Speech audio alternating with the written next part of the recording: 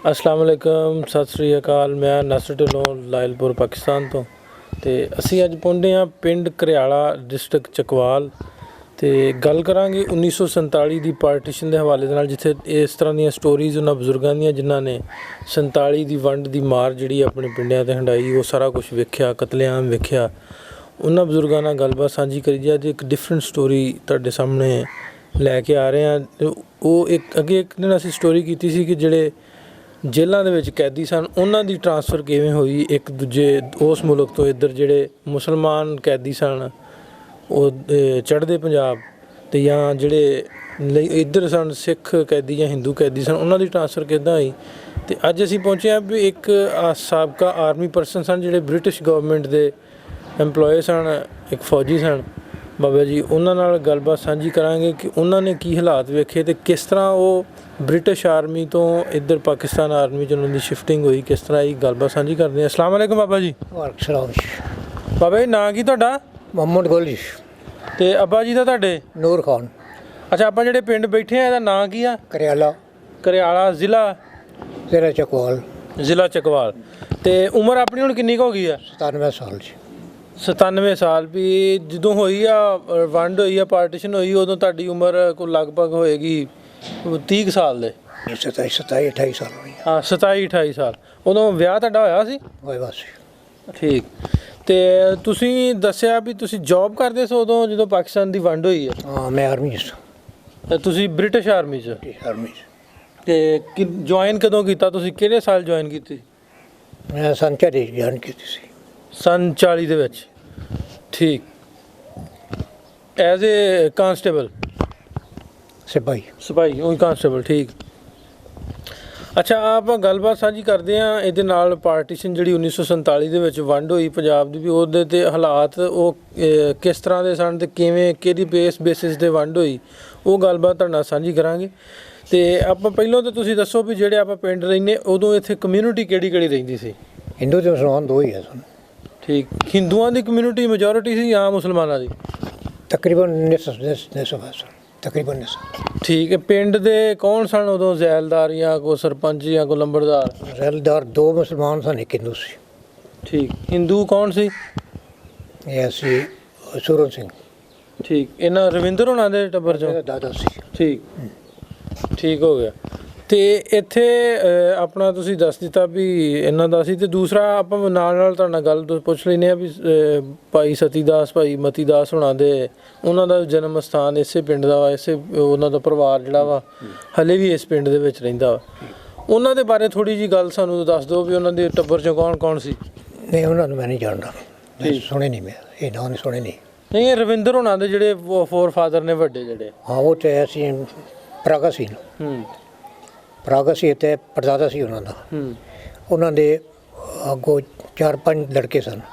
ਇਹ ਇੱਥੇ ਮੁਤਵਲੀ ਵੀ ਸਨ, ਇਹਨੇ ਜਿੱਤੇ ਹਨ ਨਾ ਦੇ ਮੰਦਰ ਇੱਥੇ, ਕਿਉਂਕਿ ਉਸ ਵਕਤ ਪੈਦਲ ਲੋਕ ਚੱਲਦੇ ਸਨ। ਚਕਵਾਲ ਤੋਂ ਐਬਟਾਬਾਦ ਜਾਂ ਸਿਆਲਕੋਟ ਤੋਂ ਆਉਂਦੇ ਸਨ, ਰਸਤਾ ਚਕਵਾਲ, ਉਹ ਇੱਥੇ ਰਿਹਾਇਸ਼ ਕਰਦੇ ਸਨ। ਰਾਤ ਰਹਿ ਕੇ ਫਿਰ ਕਟਾਸ ਜਾਂਦੇ ਸਨ। ਫਿਰ ਕਟਾਸ ਤੋਂ ਆਉਂਦੇ ਸਨ, ਫਿਰ ਇੱਥੇ ਰਿਹਾਇਸ਼ ਕਰਦੇ ਸਨ, ਫਿਰ ਅੱਗੇ ਚੱਲਦੇ ਸਨ। ਠੀਕ। ਤੋ ਇਹ ਸਾਰਾ ਉਹਨਾਂ ਦਾ ਬੰਦੋਬਸਤ ਜਿਹੜਾ ਜਿਹੜੇ ਰਵਿੰਦਰ ਹੋਰੀ ਇਹਨਾਂ ਦੇ ਬਜ਼ੁਰਗ ਕਰਦੇ ਸਨ। ਠੀਕ। ਉਹ ਬੰਦੋਬਸਤ ਸਾਰਾ ਇਹਨਾਂ ਦੇ। ਅੱਛਾ, ਇਹ ਦੱਸੋ ਤੁਸੀਂ ਵੀ ਜਦੋਂ ਹੋਈ ਆ ਪਾਰਟੀਸ਼ਨ ਨਹੀਂ ਸੀ ਹੋਈ, ਵੰਡ ਨਹੀਂ ਸੀ ਹੋਈ, ਉਦੋਂ ਤੁਸੀਂ ਦੱਸਿਆ ਵੀ ਤੁਹਾਡੀ ਉਮਰ ਵੀ 28-29 ਸਾਲ ਸੀ। ਇਸ ਪਿੰਡ ਦੇ ਵਿੱਚ ਸਿੱਖ ਇਹਨਾਂ ਦਾ, ਮੁਸਲਮਾਨਾਂ ਦਾ, ਹਿੰਦੂਆਂ ਦਾ ਆਪਸ ਦੇ ਵਿੱਚ ਤਾਲੁਕਾਤ ਕਿਸ ਤਰ੍ਹਾਂ ਦੇ ਸੀ? ਭਾਈ ਹੈ ਸਨ, ਬਿਲਕੁਲ ਕੋਈ ਗੜਬੜ ਕੋਈ ਨਹੀਂ ਸੀ। ਕੋਈ ਗੜਬੜ ਨਹੀਂ ਸੀ। ਕੋਈ ਤੁਹਾਡੇ ਉਦੋਂ ਦੇ ਕਲਾਸ ਫੈਲੋ, ਕੋਈ ਯਾਰ, ਕੋਈ ਹਿੰਦੂ ਹੋਣਗੇ? ਹੈ ਸਨ, ਰਾਮਾ ਹੈ ਸੀ, ਬਹੁਤ ਸਾਰੇ ਸਨ, ਲੇਕਿਨ ਹੁਣ ਭੁੱਲ ਭੱਲ ਗਏ। ਰਵਿੰਦਰ ਸੀ, ਚੇਤਾ ਸੀ, ਚੂਨੀ ਲਾਲ ਆਇਆ, ਫਿਰ ਮੂਲ ਦਾਸ ਆਇਆ, ਯਾਨੀ ਕਾਫੀ ਸਾਰੇ। ਠੀਕ। ਕਾਫੀ ਸਾਰੇ ਸੀ ਤੁਹਾਡੇ ਯਾਰ ਦੋਸਤੀਆਂ ਮਿਲਣ ਵਰਤਣ ਵਾਲੇ ਜਿਨ੍ਹਾਂ ਨਾਲ ਮੂੰਹ ਪਿਆਰ ਸਾਂਝਾ ਸੀ। ਅੱਛਾ, ਇੱਕ ਇਹਦੇ ਵਿੱਚ ਹੋਰ ਥੋੜ੍ਹੀ ਜਿਹੀ ਗੱਲ ਤੁਸੀਂ ਦੱਸੋ ਵੀ ਇਹ ਵੰਡ ਹੋ ਗਈ, ਸਾਰਾ ਕੁਛ ਬਦਲ ਗਿਆ, ਇੱਕ ਇੱਧਰੋਂ ਉੱਧਰ, ਉੱਧਰੋਂ ਇੱਧਰ। ਤੁਸੀਂ ਦੱਸਿਆ ਵੀ ਰਹਿੰਦੇ ਵੀ ਅੱਛੇ ਤਰੀਕੇ ਨਾਲ ਸੀ, ਪਿਆਰ ਮੁਹੱਬਤ ਦੇ ਨਾਲ। ਤੁਸੀਂ ਕਿਸ ਤਰ੍ਹਾਂ ਦੇ ਹਾਲਾਤ ਵੇਖੇ? ਤੁਸੀਂ ਇੱਕ ਆਰਮੀ ਮੈਨ ਸੋ, ਤੁਹਾਡੀ ਉਦੋਂ ਡਿਊਟੀ ਕਿੱਥੇ ਸੀ? ਮੈਂ ਸਗੋਂ ਰਹਿੰਦਾ ਸੀ ਪੂਨਾ ਛਾਉਣੀ ਵਿੱਚ। ਠੀਕ। ਉਸ ਵਕਤ ਉਸ ਜਗ੍ਹਾ 'ਤੇ ਅਮਨ ਅਮਾਨ ਸੀ, ਲੇਕਿਨ 48 ਦੇ ਪਹਿਲੇ ਜਾਂ ਦੂਸਰੇ ਮਹੀਨੇ ਤਕਰੀਬਨ ਅਸੀਂ ਉੱਥੋਂ ਸ਼ਿਫਟ ਕੀਤਾ। ਸਮਾਨ ਸਾਡਾ ਤਾਂ ਸਿੰਧ ਵਾਲੇ ਰਸਤੇ ਕਰਾਚੀ ਪਹੁੰਚ ਗਿਆ। ਨਹੀਂ, ਮੈਂ ਪੁੱਛਦਾ ਵੀ 47 'ਚ ਤੇ ਹੋ ਗਈ ਪਾਰਟੀਸ਼ਨ ਮੁਸਲਮਾਨਾਂ ਦਾ ਤੇ ਸਾਰਾ ਅਦਲ ਬਦਲ ਹੋ ਗਿਆ, ਤੁਸੀਂ 48 'ਚ ਕਿਉਂ ਆਏ? ਇਸ ਵਾਸਤੇ ਹੈ ਕਿ ਜੋ ਝੂੰਟਾਂ ਨੂੰ ਟਰਾਂਸਪੋਰਟ ਮਿਲਦੀ ਤਾਂ ਉਸ ਵਜ੍ਹਾ ਤੋਂ ਟਰਾਂਸਪੋਰਟ ਘੱਟ ਮਿਲ ਰਹੀ ਸੀ। ਆਉਣ ਵਾਸਤੇ ਗੱਡੀਆਂ ਮਿਲਣੀਆਂ ਚਾਹੀਦੀਆਂ ਨਾ, ਸਾਡੇ ਕੋਲ ਸਮਾਨ ਹੁੰਦੇ। ਬਾਕੀ ਯੂਨਿਟਾਂ ਦਾ ਸਾਰੀਆਂ ਸਮਾਨ ਜਮ੍ਹਾਂ ਕਰਾ ਕੇ, ਲੇਕਿਨ ਅਸੀਂ ਨਾ ਸਮਾਨ ਲੈ ਕੇ ਆਇਆ। ਉਹ ਇਸ ਵਾਸਤੇ ਸਾਡੇ ਵਾਸਤੇ ਦੇਰ ਲੱਗੀ ਸਾਨੂੰ, ਟਰਾਂਸਪੋਰਟ ਨਹੀਂ ਸੀ ਮਿਲ ਰਹੀ। ਠੀਕ, ਟਰਾਂਸਪੋਰਟ ਨਹੀਂ ਮਿਲ ਰਹੀ। ਤੇ ਜਦੋਂ ਹੋਈ ਹੈ 47 ਦੀ ਪਾਰਟੀਸ਼ਨ ਹੋਈ ਹੈ, ਉਦੋਂ ਐਗਜ਼ੈਕਟ ਤੁਹਾਨੂੰ ਕਿਤੇ ਤਾਇਨਾਤ ਕੀਤਾ ਸੀ ਨਾ ਵੀ ਫਲਾਣੇ ਥਾਂ ਡਿਊਟੀ ਹਾਲਾਤ ਖਰਾਬ ਨਾ ਹੋਣ?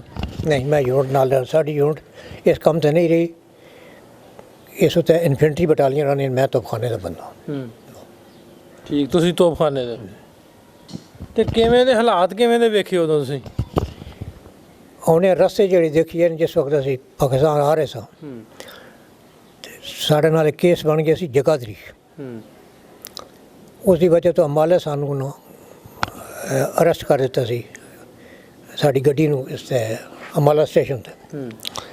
ਉਸ ਵਕਤ ਇਹ ਦੇਖਿਆ ਸੀ ਬਈ ਜਿਤਨੀ ਕਤਲੇਆਮ ਹੋਏ ਹੁੰਦੇ ਸੀ ਗੱਡੀਆਂ ਦਾ, ਉਹ ਗੱਡੀਆਂ ਆ ਕੇ ਸਾਡੇ ਕੋਲ ਖੜੀਆਂ ਕਰ ਦਿੰਦੇ ਸਨ ਦਿਖਾਉਣ ਵਾਸਤੇ।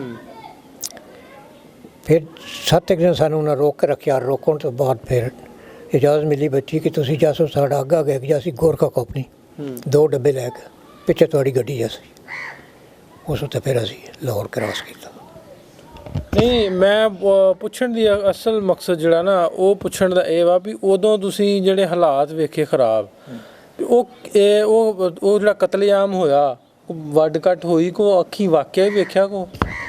ਬਸ ਉਹ ਲਾਸ਼ਾਂ ਦੇਖੀਆਂ ਨੇ, ਜ਼ਿਆਦਾ ਤੋਂ ਜ਼ਿਆਦਾ ਲਾਸ਼ਾਂ ਦੇਖੀਆਂ। ਸਾਡੇ ਕੋਲ ਗੱਡੀਆਂ ਖਲਵਾ ਦਿੰਦੇ ਹਨ। ਹਾਂ, ਕੱਟੇ ਬੰਦੇ ਸਾਡੇ ਕੋਲ ਖਲਵਾ ਦਿੰਦੇ। ਰਸਤੇ ਜਾਂਦੇ ਅਸੀਂ ਦੇਖਿਆ ਬੰਦੇ ਦਰਖਤਾਂ ਨਾਲ ਲਟਕੇ ਜਗ੍ਹਾ ਜਗ੍ਹਾ 'ਤੇ। ਇਹ ਦੇਖਿਆ, ਇਹ ਗੱਡੀ ਵੀ ਦੇਖਤੇ ਲੱਗੇ ਹੁੰਦੇ ਸੀ, ਕਿਉਂਕਿ ਸਾਡੀ ਗੱਡੀ ਰੁਕਣ ਦੀ ਇਜਾਜ਼ਤ ਨਹੀਂ ਸੀ। ਅੱਛਾ, ਇਹ ਥੋੜ੍ਹੀ ਜਿਹੀ ਵੀ ਗੱਲ ਦੱਸੋ ਵੀ ਜਿਵੇਂ ਤੁਸੀਂ ਦੱਸਿਆ ਵੀ ਪਿੰਡ ਹਿੰਦੂ ਸਨ ਆਪਣੇ, ਤੇ ਭਾਈ ਜਿਵੇਂ ਤੁਸੀਂ ਕਿਹਾ ਵੀ ਭਰਾ ਤੇ ਇਹ ਪਾਰਟੀਸ਼ਨ ਵੇਲੇ, ਵੰਡ ਵੇਲੇ, ਉਦੋਂ ਕੀ ਹੋ ਗਿਆ ਇਹਨਾਂ ਨੂੰ, ਭਰਾਵਾਂ ਨੂੰ ਆਪਸ ਵਿੱਚ ਇੱਕੋ ਵਾਰੀ ਕੀ ਹੋ ਗਿਆ? ਤਾਂ ਸਾਡੇ ਪਿੰਡ ਵਿੱਚ ਅਮਨ ਅਮਾਨ ਨਾਲ ਸਾਰੇ ਬੰਦੇ ਜਿਹੜੇ ਨੇ ਆਰਾਮ ਨਾਲ ਨਿਕਲ ਗਏ ਸਨ ਕੈਂਪ ਵਿੱਚ, ਚਕਵਾਲ ਕੈਂਪ ਵਿੱਚ। ਇਹਨਾਂ ਨੇ ਕੈਂਪ ਬਣਾ ਦਿੱਤਾ ਕਿ ਇੱਥੋਂ ਅਮਨ ਅਮਾਨ ਨਾਲ ਤਾਂ ਕੋਈ ਗੜਬੜ ਨਹੀਂ ਹੋਈ ਸਾਡੇ ਗ੍ਰਾਮ ਵਿੱਚ, ਸਿਵਾਏ ਇੱਕ ਆਦਮੀ ਤੋਂ, ਕਿਉਂ ਪਾਕਿਸਤਾਨ ਬਣਨ ਤੋਂ ਕਾਫੀ ਦੇਰ ਪਹਿਲੇ ਇੱਕ ਦਾ ਐਸੇ ਦਾਦੇ ਦਾ ਭਾਈ ਸੀ ਰਵਿੰਦਰ ਦੇ ਦਾ, ਉਹਨੂੰ ਪਠਾਨ ਗੋਲੀ ਮਾਰ ਗਿਆ, ਦਲੀਪ ਸਿੰਘ ਉਸ ਨਾਂ ਆਇਆ। ਇਸ ਤੋਂ ਇਲਾਵਾ ਕੋਈ ਇਸੇ ਕਦੇ ਕਤਲੇਆਮ ਜਾਂ ਕੋਈ ਗੜਬੜ ਨਹੀਂ। ਹਾਲਾਂਕਿ ਕਈ ਬੰਦੇ ਉਹਨਾਂ ਨੇ ਅਮਾਨਤਾਂ 'ਚ ਰੱਖ ਕੇ ਚਲੇ ਗਏ ਸਨ, ਔਰ ਅਮਾਨਤਾਂ ਮਾਰੇ ਨਾਲ ਪਹੁੰਚੀਆਂ ਵੀ। ਨਹੀਂ, ਇਹ ਪੁੱਛਣ ਦਾ ਮਕਸਦ ਹੈ ਵੀ ਤੁਹਾਡੇ ਪਿੰਡ 'ਚ ਤਾਂ ਕੋਈ ਨਹੀਂ ਹੋਇਆ। ਵੈਸੇ ਤਾਂ ਇੰਨਾ ਵੱਡਾ ਹੈ ਨਾ, ਵੈਸੇ ਤਾਂ ਪਾਰਟੀਸ਼ਨ 'ਤੇ ਹੋਈ ਵੀ ਹਿੰਦੂ ਸਿੱਖ ਉੱਧਰ ਚੱਲ ਜਾਣ, ਮੁਸਲਮਾਨ ਇੱਧਰ ਆ ਜਾਣ, ਵੀ ਉਹ ਜਿਵੇਂ ਪਾਰਟੀਸ਼ਨ ਬੜੀ ਅਸੀਂ ਪਿੱਛੋਂ ਤੋਂ ਸੁਣਦੇ ਆਏ ਵੀ ਹਿਜਰਤਾਂ ਹਜ਼ੂਰ ਸੱਲੱਲਾਹੁ ਅਲੈਹਿ ਵਸੱਲਮ ਦੇ ਦੌਰ 'ਚ ਵੀ ਹਿਜਰਤਾਂ ਹੁੰਦੀਆਂ ਰਹੀਆਂ, ਹਿਜਰਤ ਤੇ ਹੁੰਦੀ ਰਹੀ ਹੈ। ਉਹ ਤੇ ਜੰਗ ਲੱਗ ਜਾਣਾ ਤੇ ਇਕੱਲੇ ਦਾ ਗੱਲ ਹੈ। ਇਹ ਤੇ ਮਾਈਗ੍ਰੇਸ਼ਨ ਸੀ ਵੀ ਤੁਸੀਂ ਉੱਧਰ ਚੱਲ ਜਾਣਾ ਵਾ, ਤੁਸੀਂ ਉੱਧਰ ਚੱਲ ਜਾਣਾ ਵਾ, ਤੇ ਲੜਾਈ ਦੀ ਵਜ੍ਹਾ ਨਾਲ ਦਾ ਕੋਈ ਪਤਾ ਹੋਵੇ, ਕਿਉਂਕਿ ਤੁਸੀਂ ਇਹ ਬ੍ਰਿਟਿਸ਼ ਆਰਮੀ 'ਚ ਸੋ। ਇਹ ਸਿਰਫ ਜਿਹੜਾ ਗੁੰਡੇ ਲੋਕ ਉਹਨਾਂ ਨੇ ਵਿਚਕਾਰ, ਉਹਨਾਂ ਦੀ ਸ਼ਰਾਰਤਾਂ ਦੀ ਵਜ੍ਹਾ ਤੋਂ ਸਾਰਾ ਗੜਬੜ ਹੋ ਰਹੀ ਹੈ। ਵੈਸੇ ਕੋਈ ਨਹੀਂ ਸੀ ਕਿਸੇ, ਨਾ ਇੱਧਰ ਸੀ ਨਾ ਉੱਧਰ ਸੀ। ਜਿਹੜੇ ਵਿੱਚ ਗੁੰਡੇ ਲੋਕ ਉਹਨਾਂ ਸ਼ਰਾਰਤ ਕਰਕੇ ਪਾਰਟੀ ਬਣਾ ਕੇ ਜੀ ਨਾਲ ਹੋਰ ਹੀ ਮਿਲਾ ਕੇ ਇੱਕ ਪ੍ਰੋਪਗੈਂਡਾ ਕਰ ਛੋੜਿਆ, ਉਹ ਠੀਕ ਹੋ ਸੋ ਚੱਲ ਪਾਉਂਦਾ, ਹੋਰ ਕੋਈ ਮਸਲਾ ਨਹੀਂ ਸੀ। ਹਾਂ, ਬਾਕੀ ਹੋਰ ਤਾਂ ਕੋਈ ਐਸਾ ਵੈਸਾ ਚੱਕਰ ਨਹੀਂ ਸੀ। ਹੁਣ ਵੀ ਇਸ ਪਿੰਡ ਦੇ ਵਿੱਚ ਮੈਂ ਤੇ ਅੱਗੇ ਅਸੀਂ ਨਾ ਇਸ ਤਰ੍ਹਾਂ ਦੀ ਸਟੋਰੀਜ਼ ਕਲੈਕਟ ਕਰਦੇ ਨੇ, ਇਸ ਤਰ੍ਹਾਂ ਦਾ ਵੀ ਨਹੀਂ ਵੇਖਿਆ ਵੀ ਇੱਕ ਹਿੰਦੂ ਪਰਿਵਾਰ ਜਿਹੜਾ ਵਾ ਚਕਵਾਲ ਦਾ ਇੱਕ ਪਿੰਡ ਆ ਘਰਿਆਲਾ, ਚਕਵਾਲ ਤੋਂ ਵੀ 11 ਕਿਲੋਮੀਟਰ ਹੈ ਇਹ ਪਿੰਡ ਜਿਹੜਾ, ਉੱਥੇ ਰਹਿ ਰਿਹਾ ਵਾ ਤੇ ਆਪਣੇ ਅਮਨ ਅਮਾਨ ਨਾਲ ਰਹਿ ਰਿਹਾ ਵਾ, ਹੁਣ ਵੀ ਤੇ ਰਹਿ ਰਿਹਾ ਵਾ। ਤੇ ਪਿੰਡ ਦੇ ਵਿੱਚ ਉਹਨਾਂ ਦਾ ਸਟੇਟਸ ਕੀ ਨੇ ਆਪਣੇ? ਉਦੋਂ ਆਂਦੇ ਵੀ ਜ਼ੈਲਦਾਰ ਵੀ ਇਹਨਾਂ ਦੇ ਦਾਦੇ ਕੋਲ ਸੀ। ਬਿਲਕੁਲ ਦਾਦੇ ਕੋਲ ਸੀ, ਤੇ ਹੁਣ ਵੀ ਠੀਕ ਠਾਕ ਰਹਿ ਰਿਹਾ। ਔਰ ਆਪਣਾ ਯੂਨੀਅਨ ਕਾਉਂਸਲ ਜੋ ਮੈਂਬਰ ਵੀ ਹੁੰਦਾ, ਪੋਲੀਟਿਕਸ 'ਚ ਵੀ ਆ। ਬਿਲਕੁਲ ਹੀ ਹੈ। ਠੀਕ। ਤੇ ਆਪਾਂ ਗੱਲਾਂ ਕਰਦੇ ਹੁੰਦੇ ਅਸੀਂ ਵੀ ਸ਼ਾਰਟ ਜੀ ਆਪਾਂ ਗੱਲ ਕਰਦੇ ਹਾਂ ਵੀ ਪਾਰਟੀਸ਼ਨ ਹੋ ਗਈ, ਬਾਰਡਰ ਵੱਜ ਗਏ, ਮੁਲਕ ਰਵੇ ਪਾਕਿਸਤਾਨ ਦੇ, ਪੰਜਾਬ ਜਾਂ ਇੰਡੀਆ, ਪੰਜਾਬ ਜਾਂ ਪਾਕਿਸਤਾਨ ਵੀ ਰਵੇ, ਇੰਡੀਆ ਵੀ ਰਵੇ, ਬਾਰਡਰ ਵੀ ਰਵੇ, ਲੇਕਿਨ ਅਮਨ ਅਮਾਨ ਨਾ ਤਾਂ ਰਵੇ। ਇਹ ਅਮਨ ਅਮਾਨ ਨਾ ਹੋਣ ਦੀ ਵਜ੍ਹਾ ਦਾ ਕੋਈ ਤੁਸੀਂ ਦੱਸ ਸਕਦੇ ਹੋ, ਕੋਈ ਥੋੜ੍ਹਾ ਬਹੁਤਾ ਸਾਨੂੰ ਹਿੰਟ ਦੇ ਸਕਦੇ ਹੋ ਵੀ ਕੀ ਵਜ੍ਹਾ? ਜਿਹੜੇ ਸ਼ਰਾਰਤੀ ਲੀਡਰ ਹੁੰਦੇ ਨੇ ਉਹ ਨਹੀਂ ਮਿਲਣ ਦਿੰਦੇ ਆਪਸ ਵਿੱਚ। ਮਤਲਬ ਮੋਦੀ ਨਹੀਂ ਮਿਲਣ ਦੇਣ ਲੱਗਾ, ਇੱਥੇ ਵੀ ਕੋਈ ਹੋ ਸੀ ਜਿਹੜਾ ਕਿ ਨਹੀਂ ਮਿਲਣ ਦੇਣ ਲੱਗਾ ਬਿਲਕੁਲ। ਮਤਲਬ ਬੰਦੇ ਜੇ ਆਵਾਮ ਜਿਹੜੇ ਨੇ ਉਹ ਠੀਕ ਠਾਕ ਨੂੰ, ਇੰਡੀਆ ਜਿਹੜਾ ਪਾਕਿਸਤਾਨ ਨੂੰ ਚਾਹੁੰਦਾ, ਪਾਕਿਸਤਾਨ ਇੰਡੀਆ ਨੂੰ ਚਾਹੁੰਦਾ, ਸਿਰਫ ਜਿਹੜੇ ਸਿਆਸੀ ਲੀਡਰ ਨੇ ਉਹ ਨਹੀਂ ਮਿਲਣ ਦਿੰਦੇ। ਮੇਰਾ ਜਿਹੜਾ ਤਜਜ਼ੀਆ ਉਹ ਤੁਹਾਡੇ ਮੁਤਾਬਕ ਇਹ ਵਾ। ਅੱਛਾ, ਇਹਦੇ ਵਿੱਚ ਅੰਗਰੇਜ਼ ਸਰਕਾਰ ਦਾ ਕੋਈ ਖੁਫੀਆ ਮਿਸ਼ਨ ਤਾਂ ਨਹੀਂ ਸੀ ਇਸ ਲੜਾਈ ਦੇ ਪਿੱਛੇ? ਉਸ 'ਤੇ ਬਹੁਤ ਸਾਰੇ ਮਿਸ਼ਨ ਹਨ। ਉਹ ਤਾਂ ਜਿਸ ਜਗ੍ਹਾ 'ਤੇ ਗਿਆ ਉੱਥੇ ਕੋਈ ਨਾ ਕੋਈ ਅੱਗ ਲਾ ਕੇ ਗਿਆ। ਹੁਣ ਅਗਰ ਸਾਰੀਆਂ ਸਟੇਟਾਂ ਜਿਹੜੀਆਂ ਉਹਨਾਂ ਨੂੰ ਇਜਾਜ਼ਤ ਦੇਣੇ ਬੱਚੀ ਕਿ ਤੁਸੀਂ ਜਿੱਧਰ ਮਰਜ਼ੀ ਜਾਓ, 500 ਸਟੇਟ ਅਸੀਂ ਇੰਡੀਆ ਵਿੱਚ, ਉਹ 500 ਸਟੇਟਾਂ ਜਿਹੜੀਆਂ ਨੂੰ ਠੀਕ ਜਾ ਸਕਦੀਆਂ ਨੇ, ਕਸ਼ਮੀਰ ਨਹੀਂ ਜਾ ਸਕਦਾ। ਵਾਈ ਇਹ ਸ਼ਰਾਰਤ ਉਹਨਾਂ ਦੀ ਇੱਕ ਕੁੰਡੀ ਵਿੱਚ ਜਿਹੜੀ ਰੱਖੀ ਫਿਰ ਇੰਡੀਆ ਦਾ ਕਸ਼ਮੀਰ ਜਾਣ ਦਾ ਰਸਤਾ ਹੀ ਕੋਈ ਨਹੀਂ ਸੀ, ਕੋਈ ਰਸਤਾ ਨਹੀਂ। ਇਹਨਾਂ ਨੇ ਗੁਰਦਾਸਪੁਰ ਔਰ ਇਹ ਥੋੜੀ ਥੋੜੀ ਜਗ੍ਹਾ ਜਿਹੜੀ ਲੈਂਡ ਬਦਲੀ ਕਰਕੇ ਜਿੱਥੇ ਬਾਰਡਰ ਆਉਣੀ ਹੈ ਬਾਰਡਰ ਨੂੰ ਚੇਂਜ ਕਰਕੇ ਰਸਤੇ ਦੇ ਛੋੜੇ, ਇਸ ਝਗੜਾ ਪੈ ਗਿਆ। ਠੀਕ। ਤੇ ਸਟੇਟ ਵੀ ਆਪਣੀ ਆਜ਼ਾਦੀ ਦਾ ਐਲਾਨ ਕਰ ਸਕਦੀ ਹੈ, ਜਿਹੜੇ ਸਾਰੀਆਂ ਕਰ हैदराबाद कर सकती थी, उस हमला करके उन्होंने कर लिया क्योंकि वो बहुत बड़ी स्टेट है, ये पावरफुल आई इंडिया नाल उसकी पावर जी ज़्यादा आई। क्योंकि मैं तो फौजी नुकता नज़र देख रहा कि उसकी आर्मी है, वो दुनिया तो मनी आर्मी है, लेकिन उस आर्मी को पता ही नहीं चलिया कि कब्जा हो गया। इसी तरह बाकी जितनी स्टेटा उन्होंने सारा किसी इंडिया ने ऐलान किया, किसी पाकिस्तान ना, लेकिन इंडिया ने कहा ठीक है तुम इत्थे ही रहो, नहीं जा सकते। ਠੀਕ ਹੋ ਗਿਆ। ਤੇ ਇੱਕ ਵਿੱਚ ਹੋਰ ਤੁਸੀਂ ਥੋੜ੍ਹਾ ਜਿਹਾ ਐਡੀਸ਼ਨ ਕਰ ਦਿਓ ਵੀ ਇਹ ਆਪਣਾ ਜਿਹੜਾ ਰਿਕਾਰਡ ਸੀ ਆਪਣਾ ਆਰਮੀ ਦਾ, ਉਹ ਕਿਸ ਤਰ੍ਹਾਂ ਟਰਾਂਸਫਰ ਹੋਇਆ?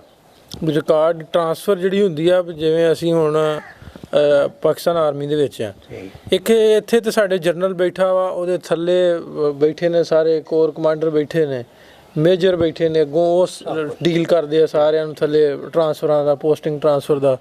ਤੇ ਉਦੋਂ ਟਰਾਂਸਫਰ ਜਿਹੜੀ ਆ ਇੱਕ ਕੰਟਰੀ ਤੋਂ ਕੰਟਰੀ ਟਰਾਂਸਫਰ ਕਿਵੇਂ ਹੋਈ? ਕਿਉਂਕਿ ਜਨਰਲ ਹੈਡਕੁਆਟਰ ਜਿਹੜਾ ਦਿੱਲੀ ਸੀ, ਉੱਥੇ ਇੱਕ ਹੈਡਕੁਆਟਰ ਦੇ ਵਿੱਚ ਸਾਰੇ, ਕਿਉਂਕਿ ਮੁਸਲਮਾਨ ਯੂਨਿਟਾਂ ਅਲੱਗ ਕਰ ਦਿੱਤੀਆਂ ਨੇ, ਸਾਰਾ ਮੁਸਲਮਾਨਾਂ ਦਾ ਸਿਸਟਮ ਅਲੱਗ ਕਰਦਾ, ਹਿੰਦੂ ਅਲੱਗ ਹੋ, ਮੁਸਲਮਾਨਾਂ ਦਾ ਅਲੱਗ ਹੋ, ਉਸ ਜ਼ਰੀਏ ਨਾਲ ਫਿਰ ਇਹਨਾਂ ਟਰਾਂਸਫਰ ਕਰ ਦਿੱਤਾ। ਠੀਕ। ਉੱਥੋਂ ਜਿਹੜਾ ਤੁਹਾਡਾ ਸਾਰਾ ਪ੍ਰੋਪਰ ਰਿਕਾਰਡ ਸੀ, ਤੁਹਾਡੀਆਂ ਫੌਜੀ ਮਿਸਲਾਂ ਸੀ, ਉਹ ਸਾਰੀਆਂ ਟਰਾਂਸਫਰ ਕਰ ਦਿੱਤੀਆਂ। ਇਲਾਵਾ ਜਿਹੜੇ ਉਹਨਾਂ ਦੇ ਹਰ ਯੂਨਿਟ ਦੇ ਜਿਹੜੇ ਸੈਂਟਰ ਹੈ ਨਾ, ਉਹਨਾਂ ਸੈਂਟਰਾਂ ਵੀ, ਕਿਉਂਕਿ ਹੁਣ ਯੂਨਿਟਾਂ ਅਲੱਗ-ਅਲੱਗ ਹੋ ਗਈਆਂ, ਉਹਨਾਂ ਦੇ ਰਿਕਾਰਡ ਵੀ ਅਲੱਗ-ਅਲੱਗ ਹੋ ਗਏ, ਉਹ ਰਿਕਾਰਡ ਫਿਰ ਜਿਸ ਯੂਨਿਟ ਦੀ ਆਈ ਉਸ ਯੂਨਿਟ ਨੂੰ ਭੇਜ ਦਿੱਤੇ ਨੇ। ਠੀਕ। ਅੱਛਾ, ਹੁਣ ਐਂਡ 'ਤੇ ਆਪਾਂ ਤੁਹਾਨੂੰ ਮੈਂ ਪੁੱਛਦਾ ਵੀ ਜਿਵੇਂ ਤੁਸੀਂ ਨਾਂ ਗਿਣਾਏ ਆਪਣੇ ਯਾਰਾਂ ਬੇਲੀਆਂ ਦਾ, ਜੇ ਉਹਨਾਂ ਦਾ ਕੋਈ ਪੁੱਤਰ ਜਾਂ ਪੋਤਰਾ ਪੜਪੋਤਰਾ ਸੁਣਦਾ ਹੋਵੇ, ਉਹਨਾਂ ਨੂੰ ਸੁਣਾ ਕੀ ਦੇਣਾ ਚਾਹੋਗੇ? ਬਸ ਅਸੀਂ ਉਹਨਾਂ ਵਾਸਤੇ ਨੇਕ ਤਮੰਨਾ ਹੀ ਪੇਸ਼ ਕਰ ਸਕਦੇ ਹਾਂ। ਹੁਣ ਮਿਲਣ ਦਾ ਸਵਾਲ ਕੋਈ ਨਹੀਂ, ਨੇਕ ਤਮੰਨਾ ਉਹਨਾਂ ਨੂੰ ਕਰਨੀ। ਲਓ ਜੀ, ਬਾਬਾ ਜੀ ਨਾਲ ਵੀ ਕੀਤੀ ਆਪਾਂ ਗੱਲਬਾਤ ਪਿੰਡ ਘਰਿਆਲਾ ਡਿਸਟ੍ਰਿਕਟ ਚਕਵਾਲ ਦੇ ਵਿੱਚ। ਬਾਬਾ ਜੀ ਬ੍ਰਿਟਿਸ਼ ਆਰਮੀ 'ਚ ਵੀ ਰਹੇ, ਜ਼ਿੰਦਗੀ ਆਪਣੀ ਤੇ ਉਹਨਾਂ ਨੇ ਦੋ ਅਦਵਾਰ ਜਿਹੜੇ ਆ ਵੇਖੇ, ਦੋ ਹੀ ਕਹਿ ਸਕਦੇ ਹਾਂ, ਕਿਉਂ ਬ੍ਰਿਟਿਸ਼ ਆਰਮੀ ਦੀ ਉਹਨਾਂ ਜੌਬ ਕੀਤੀ, ਫਿਰ ਉਸ ਤੋਂ ਬਾਅਦ ਪਾਕਿਸਤਾਨ ਆਰਮੀ ਦੀ ਜੌਬ ਕੀਤੀ, ਤੇ 60 ਸਾਲ ਦੀ ਏਜ 'ਤੇ ਰਿਟਾਇਰਮੈਂਟ ਹੋਈ ਤੁਹਾਡੀ? ਹਾਂ, ਤਕਰੀਬਨ 60 ਸਾਲ ਦੀ ਏਜ 'ਚ ਇਹਨਾਂ ਰਿਟਾਇਰਮੈਂਟ ਲਈ, ਤੇ ਜ਼ਿੰਦਗੀ ਦੇ ਦੋ ਅਦਵਾਰ ਵੇਖੇ, ਦੋ ਹੀ ਕਵਾਂਗੇ, ਇੱਕ ਬ੍ਰਿਟਿਸ਼ ਆਰਮੀ, ਇੱਕ ਹੋਰ ਤਰ੍ਹਾਂ ਦੀ ਜਿਹੜੀ ਉਹ ਪੂਰੀ ਲੜੀ। ਹਾਂ ਬਾਬਾ ਜੀ, ਦੱਸਦੇ ਆ ਕਿ ਸੈਕੰਡ ਵਰਲਡ ਵਾਰ ਜਿਹੜੀ ਆ ਉਹ ਪੂਰੀ ਲੜੀ। ਕਿੱਥੇ ਸੀ ਉਦੋਂ ਤੁਹਾਡੀ duty? Burma. Second world war ਦੀ ਬਰਮਾ 'ਚ? ਇਹ ਜਿੱਦਾਂ ਅਸਾਮ, ਬਰਮਾ, ਬੰਗਾਲ, ਇਹ ਪੂਰਾ ਮਾਹੌਲ ਜਿਹੜਾ ਸਾਡੇ ਸਾਥੇ। ਠੀਕ। ਉੱਥੇ ਤੁਸੀਂ ਤੋਪਖਾਨੇ 'ਤੇ ਸੋ? ਤੋਪਖਾਨੇ 'ਤੇ ਸਾਡੇ ਡਿਪ ਕਮਾਂਡਰ ਕੁਛ ਅਰਸਾ ਸਦਰ ਆਈਜ਼ਨਹਾਵਰ ਸੀ ਅਮਰੀਕਾ ਦਾ, ਉਹ ਡਿਪ ਕਮਾਂਡਰ ਤੇ ਜਨਰਲ ਡਿਪ ਕਮਾਂਡਰ ਰਿਹਾ। ਕੌਣ? ਸਦਰ ਆਈਜ਼ਨਹਾਵਰ। ਆਈਜ਼ਨਹਾਵਰ। ਠੀਕ। ਉਹ ਤੁਹਾਡਾ ਸੀ ਡਿਪ ਕਮਾਂਡਰ? ਅਮਰੀਕਾ ਦਾ ਡਿਪ ਕਮਾਂਡਰ ਸੀ ਸਾਡਾ। ਠੀਕ। ਬਾਅਦ ਵਿੱਚ ਸਦਰ ਬਣਿਆ।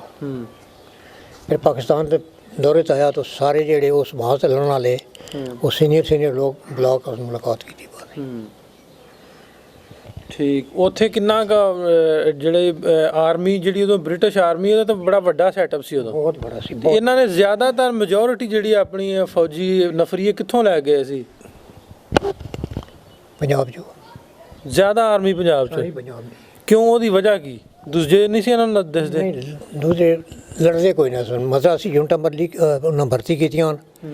ਉਹਨਾਂ ਕਿਹਾ ਕਿ TLA ਤੇ PTLA, ਸਾਪੜ ਲੇ ਪਰੇਡ ਲੇ, ਚਾਰ ਦੇ ਸੋ ਤੇ PT ਕਰ ਲਸਾਂ, ਚੌਲ ਦੇ ਸੋ ਤੇ ਪਰੇਡ ਕਰ ਸਾਂ, ਵਰਨਾ ਅਸੀਂ ਕੋਈ ਨਹੀਂ ਕਰਦੇ।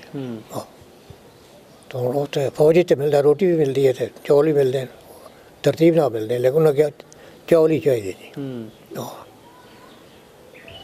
ਹਾਂ ਜੀ, ਬਾਬਾ ਜੀ ਨਾਲ ਕੀਤੀ ਗੱਲਬਾਤ। ਬਾਬਾ ਜੀ ਨੇ ਵਰਲਡ ਵਾਰ ਵੀ ਲੜੀ ਹੈ, ਜਿਹੜੀ ਤੋਪਖਾਨੇ ਤੇ ਹਨ, ਜਿਹੜੀਆਂ ਸਾਰਿਆਂ ਨੂੰ ਅਹਿਮ ਹੁੰਦਾ ਵਾ ਆਰਮੀ ਦਾ ਕਿਰਦਾਰ, ਉਹ ਵੀ ਇਹਨਾਂ ਵਰਲਡ ਵਾਰ ਸੈਕੰਡ ਦੇ ਵਿੱਚ ਆਪਣਾ ਕਿਰਦਾਰ ਅਦਾ ਕੀਤਾ। ਤੇ ਇੱਕ ਮੁਖਤਲਿਫ ਜਿਹੀ ਸਟੋਰੀ ਸੀ, ਉਹ ਵੀ ਤੁਹਾਡੇ ਤੱਕ ਕੋਸ਼ਿਸ਼ ਕੀਤੀ ਹੈ ਕਿ ਪਹੁੰਚਾਉਣ ਦੀ। ਤੇ ਇਸ ਤਰ੍ਹਾਂ ਦੇ ਮੁੱਦਿਆਂ 'ਤੇ, ਇਸ ਤਰ੍ਹਾਂ ਦੇ ਬਜ਼ੁਰਗਾਂ ਦੇ ਨਾਲ ਗੱਲਬਾਤ ਤੁਹਾਡੇ ਨਾਲ ਸਾਂਝੀ ਕਰਦਾ ਰਹਾਂਗੇ। ਤੇ ਮਿਲਦੇ ਹਾਂ ਫੇਰ। ਇਜਾਜ਼ਤ ਚਾਹੁੰਦੇ ਹਾਂ, ਅਗਲੇ ਪ੍ਰੋਗਰਾਮ ਤੱਕ ਰੱਬ ਰਾਖਾ।